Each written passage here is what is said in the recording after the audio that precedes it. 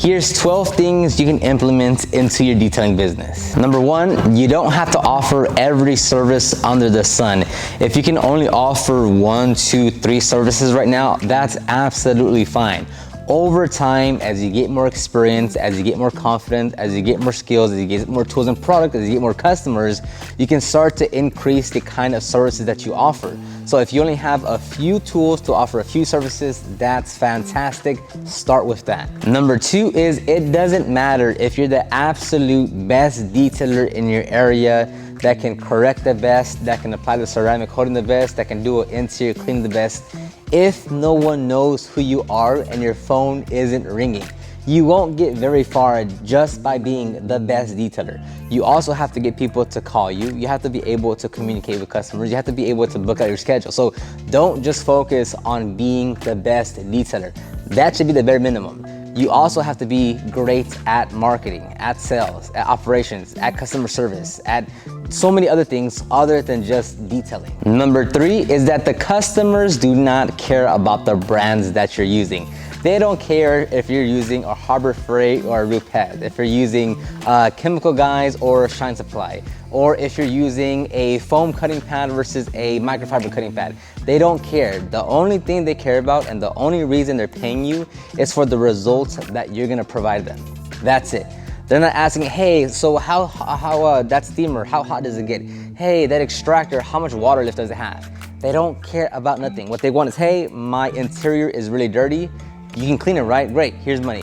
Hey, I have scratches in my paint. You can remove them, right? Great, here you go. So it's not about the tools, the process, the brands, whatever you're doing. It's about the results that you can deliver to your customer. Number four is that there are customers out there in every industry at any price point where they will not go with the cheapest option. Price is not the only determining factor to getting customers. A lot of people get stuck on, well, if I just charge a little cheaper. No, I want to stay cheap, that way I can get the most customers. That is a flawed way of thinking, because there's also a segment of the audience, of your customers, that are willing to pay a premium rate, that are willing to pay top dollar for the best service. Not just the best detailer, but for the best service all around. So don't think that, oh, okay, if I charge $100 and everyone else is charging $300, okay, I'll get all the customers, right? No. All you're gonna do is attract cheaper customers. Number five is the best form of marketing is the one where you spend the most time and energy on. Meaning, will Facebook ads work? Yes, if you put your time and attention to it. Will Instagram work? Yes, if you put your time and attention to it. Will Google ads work? Yes, if you put your time and attention to it. Will SEO work? Yes, if you put your time and attention to it. Now, if you're doing something over here for 5 days, and something over here for 2 weeks, and then something over here for 3 days, and you spend $10 over here and $5 over there, and every other week you're just jumping from one platform to the other trying to get something going, that's not gonna get you any results because you're not putting the time and attention that that specific platform needs in order for you to capitalize and actually get results from that one thing. So choose whatever it is gonna be. I don't know what that is for you, but choose that one thing and hyper focus on that for the next 6 to 12 months and squeeze every single bit of results that you can before moving to the next thing. Number six is stop comparing yourself to other detailers. If you're on your first month or first year, you can't look at someone else that's been in business for 3 years, 6 years, 10 years and say, oh man, well, they're growing so much faster than I am. And oh man, how are they able to do that, but I can't do that? Or oh man, how are they able to get those kind of customers and I don't? It's not fair to compare, right? Because even with all that being said, you don't know how that business is doing. You don't know how that detailer is operating. You don't know if they're actually making money or if they're actually getting customers. All you see is what they're posting on Instagram, TikTok, or YouTube. And that can be very, very, very misleading. Don't look at people saying, oh, we made $500 today. Oh, we made $1,000 today. Because you don't know if the next day they made $0 or the day before they made $0. Like, it's very misleading on social media to think, wow, everyone else must be doing much better than I am, right? Everyone else is doing a way better job at their business than I am, right? Because it's very easy to get consumed on what others are posting that you think, oh man, my life isn't like that. Stop it, because you don't know what those businesses or individuals are going through, and you really don't know if they're quote unquote successful or profitable. That's why the only thing you can do, the only thing you should do is just focus on growing your business. And by the way, if you want to get the full training on how we've grown our business to over $10,000 per month, then click the link in the description box or go to detailclass.com and sign up for the free training. I talked to you about how I started my business, the pivotal moment from going from a struggling detailer to a fully booked out detailer, and then how we continue to grow our business. Just click the link down below or go to detailclass.com. Number 7 is in the customer experience, in the customer process. Your customer should never wonder what's the next step. If they ever think to themselves, so what's supposed to happen next? So what am I doing with the detailer? So what am I waiting on? That should never happen. You've been through the process 10 times, 100 times, 1,000 times. So you should be able to clearly articulate what the process is gonna be and inform the customer on, hey, this is step 1, here's step 2, here's step 3, here's step 4, here's step 5. That way the customer knows, like, okay, so they're gonna get here at 9 a.m. They're gonna be done by 11 a.m. I'm gonna pay in full after the detail. I can leave a tip if I want. I'm gonna go and whatever that process may seem like. So many times, and you've probably done it yourself, where you call a business and you're just like, okay, so what's happening, right? Like you're trying to get information on a service or or whatever the case may be, and it's like, okay, can I just like, what's happening here? Why is this, why is this process taking so long? Don't be that kind of business. Take the customer through the journey and explain everything that's gonna happen. That way they're like, oh wow, this business really understands what they're doing. They really care for their customers. Like this is great, because a big deal, a big difference between a detailer that can charge average prices to a detailer that can charge premium prices is how you make the customer feel, the overall customer experience. Not being a detailer, not the brands you use, but the overall, how do you actually run your business as a whole? Number 8 is stop testing out so many different brands or products. Like, let me tell you, there are some great brands and some great products out there. But that being said, most of the products get the job done. So find what you enjoy, find what you like based on your price point, the brand, the color, the smell, whatever the case may be, and just keep on using that. I can guarantee you, whether you're using 1 tire dressing or 10 tire dressings, they're all gonna dress the tire, right? Whether you're using 1 compound or 10 compounds, they're all gonna remove the swirls.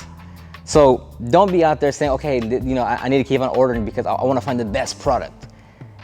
Don't get me wrong, the product does matter, but so does your knowledge, so does your experience, so does your skills, and so does the level of expectations that your customer wants.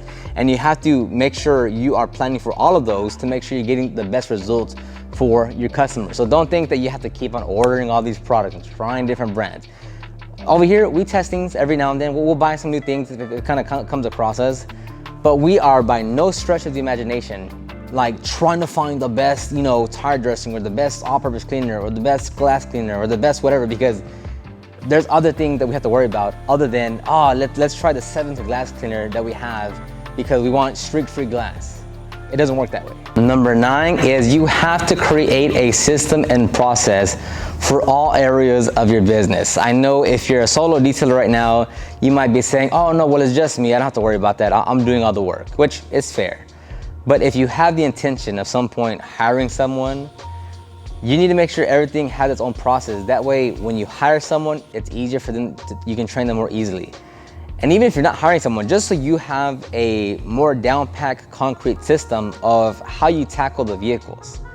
Because most vehicles that you work on, 80% of it will be the same vehicle to vehicle, right? If there's a paint correction and coating on the F350, versus a Porsche GT versus a Mustang GT to a family van, 80% of the process is gonna be about the same. There's a few things you have to change just based on the vehicle condition, whatever, but for the most part, it's all gonna be the same. And if you think that you have to switch up the process every single time because it's a different type of vehicle, then no, because now you're just gonna be slower, you're gonna be less efficient, and it's not good practice to do that. So inside your business, when it comes to answering the phone, booking in customers, accepting payment, greeting a customer, delivering a vehicle, all those things have their own system and process that you should figure out. And again, if your intention is really to hire someone and to continue to grow your business, that is gonna be absolutely vital to make sure everything stays running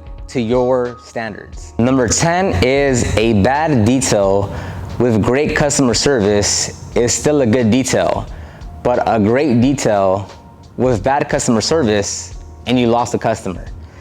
Basically what I'm trying to say though is that it's not just about detailing. If you have great customer service, even if your detail isn't like a 10 out of 10, but you tell the, hey, like you and the customer or your customer service skills are to a degree where you make the person feel comfortable, the customer, where you say, hey, if you see anything, let me know. I'm here to make sure that you're happy. I'm you're enthusiastic, you're professional.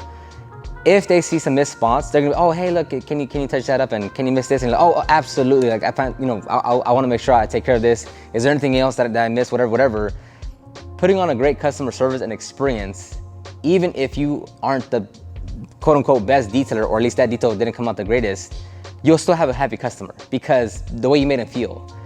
Now, even if you are the absolute best detailer in your area, but you have crappy communicating skills, you have terrible customer experience where they're like, you show up late, or you seem like unenthusiastic when you're talking to the customer, or you're not like looking at them in the eyes and you make them feel comfortable and they kind of like are a bit hesitant to approach you if they have a question.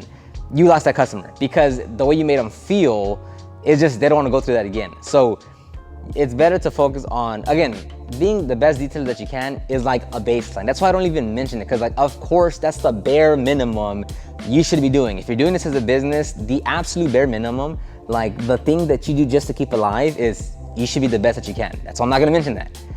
But on top of that, what really is helpful to continue to grow your business is to make sure you have great customer service and a great customer experience. And number 12 is stop putting these false limitations on what you can do. I mean, in comments and DMs and emails, I get of like, hey, I want to do this, but because of my area, because there's so much competition, because I don't have this, because of this, I can't do that.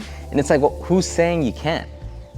Who is saying in this world that, hey, you, Johnny, because you don't have, because there's too many detailers, you can't charge these rates? Who is saying that, right? Because most likely than not, what you believe to be true as far as, oh, I can't charge these rates because no one's gonna pay. Oh, I can't offer these services because no one cares about their vehicle. There's probably a detailer in your area, not far from you, who is doing exactly what you're saying that can't be done. That's just the reality, right? So many comments I get on Instagram, TikTok, YouTube of this guy charges so much, he's gonna go out of business. He's ripping off his customers. Yet there are plenty of cheap detailers in our area 5 miles from us that are struggling to get customers. They're probably saying in their business, no one wants to pay, no one cares about their vehicle. It's so hard to charge $200 for a detail. But just down the street, what, we're charging $200, $800, $1,600, $1,900. Why? Is there a big difference between us and someone down the street 5 miles away? We're in the same area, we're offering the same services, but why does one is able to do whatever versus the other, right? So just look at it in your business. Like, is there another detailer in your area that's doing what you'd like to do? And if there is, what's the excuse? So don't put yourself in this box. Let yourself be creative and go after those goals. All right, so that's gonna end this video right here. Let me know which one you agree or disagree with, or if you wanna add anything else, put it in the comment section down below, and I'll talk to you on the next one.